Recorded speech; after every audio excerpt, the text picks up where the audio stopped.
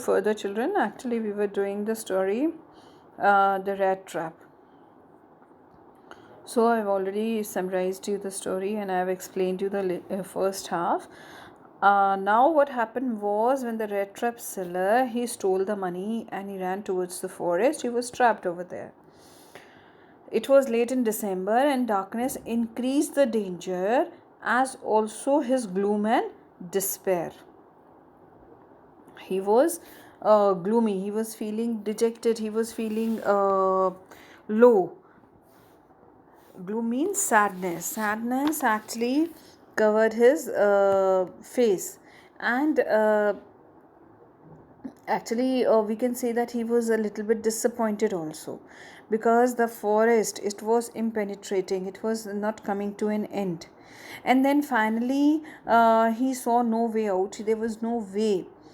But what happened was, when he sank down on the ground, he was quite tired at that time.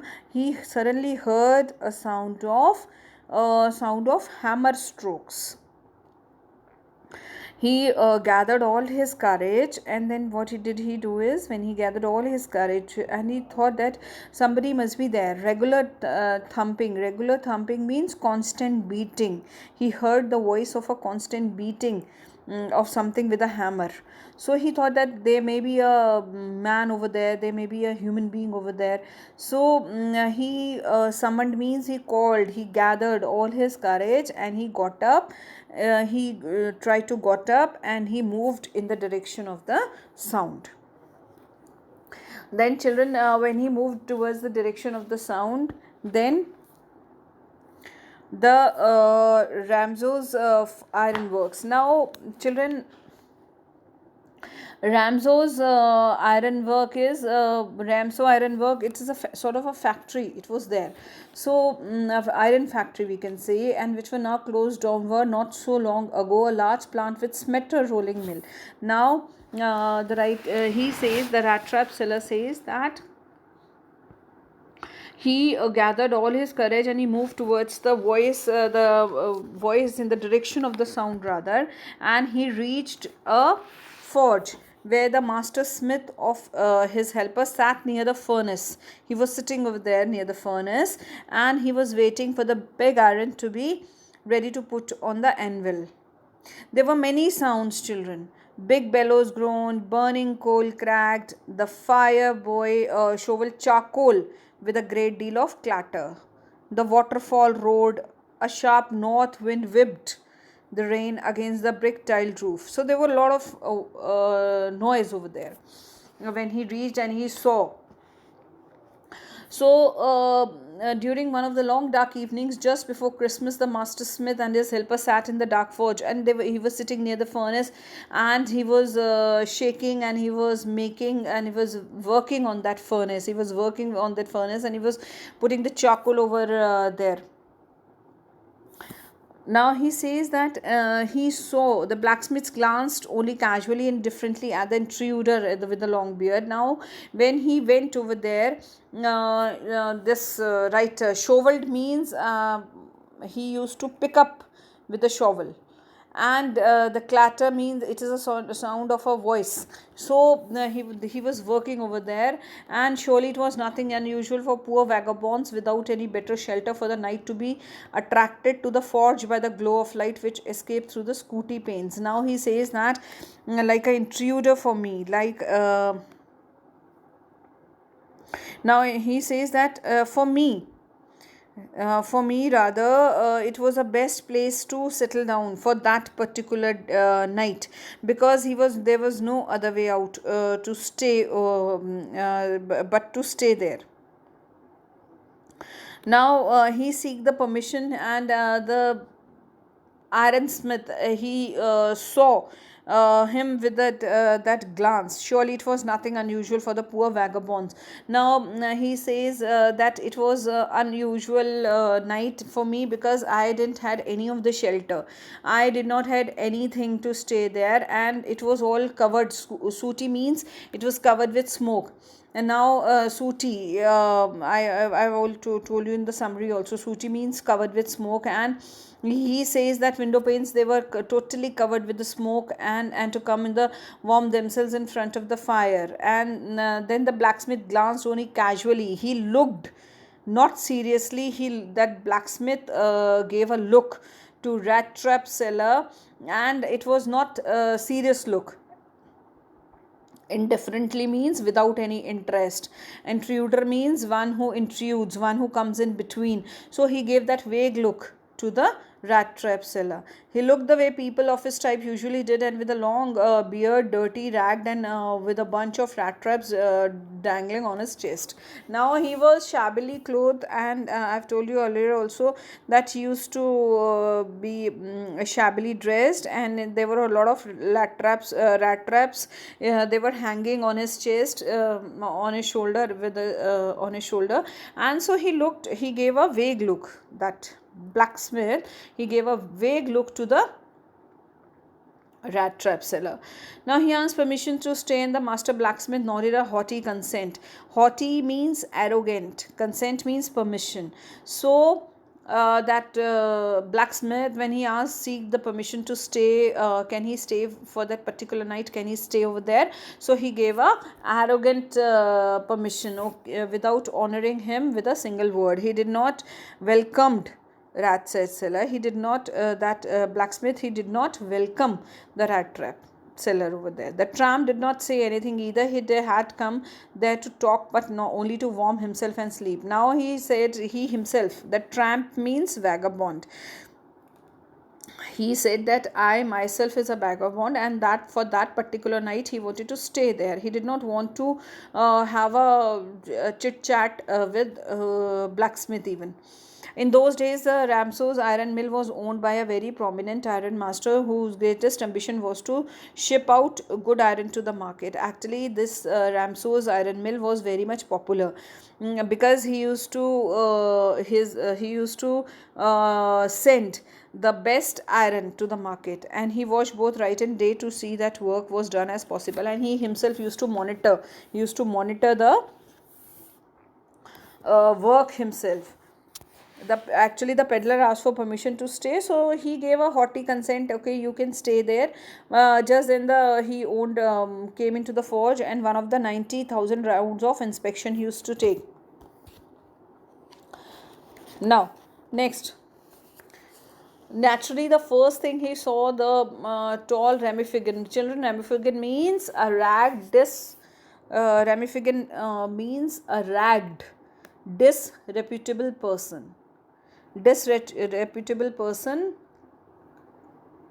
and wearing rags, who had eased his weight so close to the furnace that steam rose from the wet rags. Now eased his way means had come very carefully.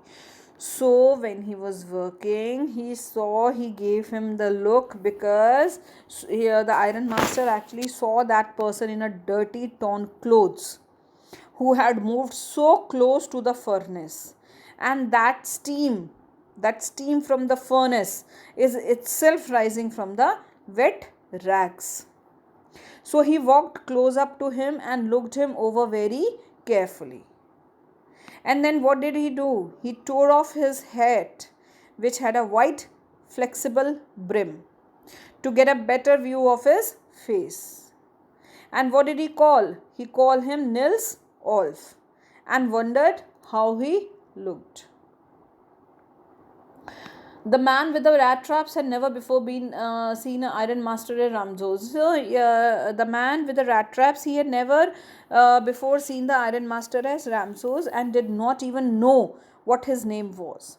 So he thought that his iron master might perhaps throw his old acquaintance a couple of kroner. So he did not tell him that he was mistaken. The iron master observed that he should not have resigned from the regiment. Then he asked the stranger to observe that he should not have, he asked the stranger to come home with him. Now he offered the stranger that he should accompany him to his house. Manor house, children, to go along up to the manor house. Manor house means a large house with a lot of land and small buildings around it. So it is a manor house, and he received by the owner like an old regimental comrade. Comrade means a male from the army. So he asked Rattrap seller to accompany him to his place. He wanted him to come to his place. The tramp did not agree. He thought of the 30 kroner. Now, what happened was, when he offered him to come along, he did not want to go. Why, children? Because he was thinking about the 30 kroner, 30 coins. Going up to the manor house would be like throwing himself into the lion's den. Actually, he thought that in case if I accompany him to his place, maybe I'm trapped over there. Lion's den, and he only wanted a chance to sleep here in the forge. Now he just wanted to sleep over there. He did not want to go. And he just want to sleep near the furnace, and he wanted to move. Sneak means go quietly. He wanted to just go quietly. He wanted to go away. As inconspicuously means unnoticed, and he wanted to go quietly, unnoticed, and as soon as possible in the forge. And then the iron master assumed that he felt embarrassed because of his miserable clothing. Now the iron master, he thought that maybe the Rattrap seller, he is not accompanying him to his place. Why? Because Rattrap seller is dressed in rags. So he says that please don't think that I have such a fine home that you cannot show yourself there. Now he says that you can come along. It is not like that I have a wonderful house and he can come along. And he says that there is in case if you want to come along, then but the stranger said no, no, and no again, and the iron master saw that he must give in. Now he says that he should accept defeat. He should, in case if I am offering you to come along, and he says that my boys are abroad and there is no one at home except my oldest daughter and myself. He says that I have my daughter and me, both of us are staying over there, and we were just saying that it was too bad we didn't have any company for Christmas. And he said that today only we were discussing that for the Christmas, both of them, the iron master and her daughter, they were alone. So he says the iron master actually assumed that the Rattrap seller felt embarrassed because of his miserable clothing. So he said that his wife Elizabeth, she was dead, and his boys were abroad, and only his oldest daughter was with him. So the stranger said no thrice. But the iron master told St. the blacksmith that Captain Von Slaith preferred to stay with him that night, and he laughed to him and went away. But he laughed to himself as he went away, and the blacksmith, who knew him, understood very well that he had not said his last word. He did not utter a word, and then he mocked, and then he left away. It was not more than half an hour before they heard the sound of the carriage wheels outside the forge, and a new guest came in. But this time it was not the iron master. He had sent his daughter, apparently hoping that she would have better powers of persuasion than he of himself. Now what happened was that half an hour later the sound of carriage wheels was heard. The iron master's daughter came there, and followed by a valet carrying a big fur coat. She introduced herself as Edla Williamson. She noticed that the man was afraid. She thought that either he had stolen something or else he had escaped from jail.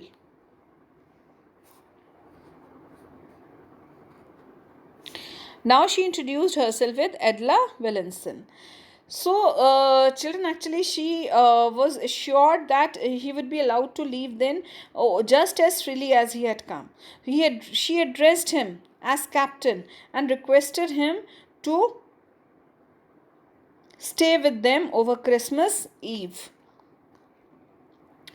She said this in such a friendly way that the rat trap peddler agreed to go with her. The fur coat was thrown over his rags and he followed the young lady to the carriage. On the way, the peddler thought why he had taken that fellow's money. He was sitting in the trap and would never get out of it. Now he was repenting that he should not have taken the money, he should not have stolen the money. And he was sitting in the now he was sitting in the carriage and he was thinking that thing that he should not have stolen the money, and now he is trapped over there.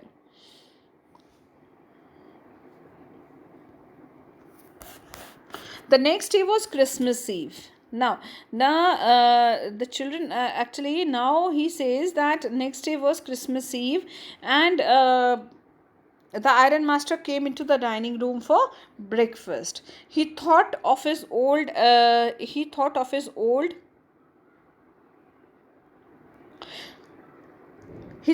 old regimental comrade whom he had met so unexpectedly. So he felt satisfied and talked of feeding him well and giving him some honorable job.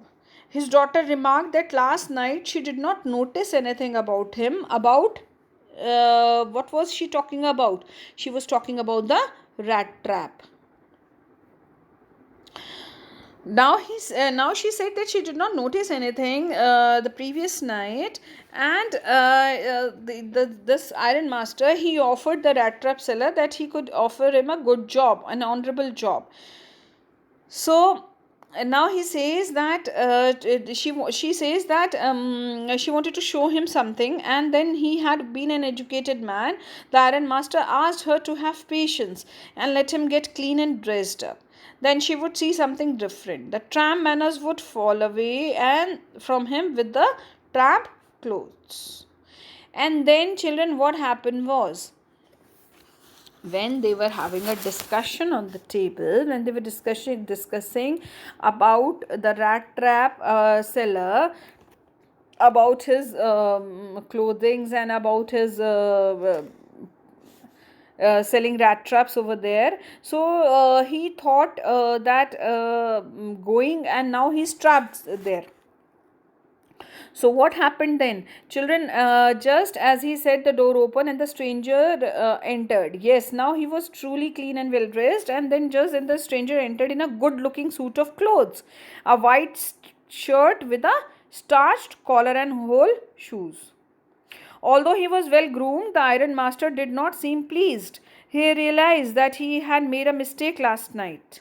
Now, in broad daylight, it was impossible to mistake him for an old acquaintance. Actually, it was an old acquaintance. The stranger made no attempt to dissemble. He explained that it was not his fault. He had never pretended to be anything but a poor trader. He had requested the iron master to let him stay in the forge. He was ready to put on his rags and go away. Now, what happened was, now when he was dressed, this iron master, he was not at all happy to see the rat trap seller. But the rat trap seller said that he himself wanted to stay there. This iron master, he brought him home, and he wanted to go back. He wanted to go back, and he wanted to stay there only, in near the forge, and he wanted to sleep there only. But it was iron master who brought him home, and he forced him to stay there.